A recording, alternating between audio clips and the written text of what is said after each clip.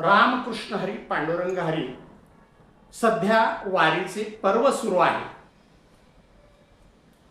आषाढी वारी, आषाढी वारी हा भूतलावरील एक अलौकिक सोहळा आहे। जगाच्या पाठीवर अशी वारी क्वचितच असेल। एवढी मोठी वारी आणि त्यातील भक्ती प्रेमभाव विलक्षणच। लाखो भाविक भक्त वैष्णव या वारीसाठी पायी पंढरपूरच्या दिशेने चालत निघतात। संत तुकाराम महाराज आणि संत ज्ञानेश्वर महाराजांची देहू आणि आळंदीहून पंढरपूरकडे निघणारी पालखी हा सोहळा अत्यंत अलौकिक।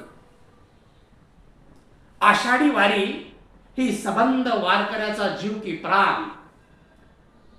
वारी जवळ येऊ लागली की वैष्णवाचे डोळे फक्त पांडुरंगाच्या वाटेकडे।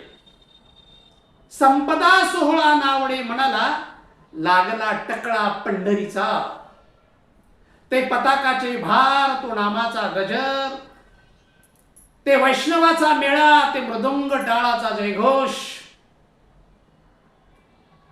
ते वारकरी सारे काही अलौकिकच।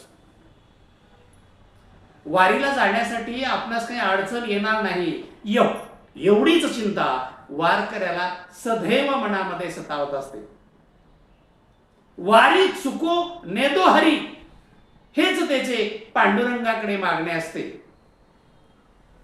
आणि तो वारीच्या दिशेने देहभान हरपून विठ्ठल नामाच्या गजरात वारीमध्ये अत्यंत तणवणाने सहभागी होतो। प्राकर्षाने वारीबाबत सांगत असताना वारी काय आहे असं जर म्हणाल तर आपल्याला असं म्हणता येईल, वारी हे व्रत आहे, वारी हा संकल्प आहे,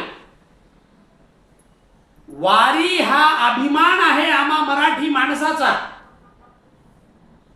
पंढरीची वारी आहे माझ्या घरी, माझ्या वडिलाची मिराशिगा हे वारीचं ब्रीद आहे, हे वारीबाबतचं भूषण आहे। कित्येक पिढ्यापासून घरात वारीची परंपरा आहे। आजोबा, मुलगा आणि नातू तीन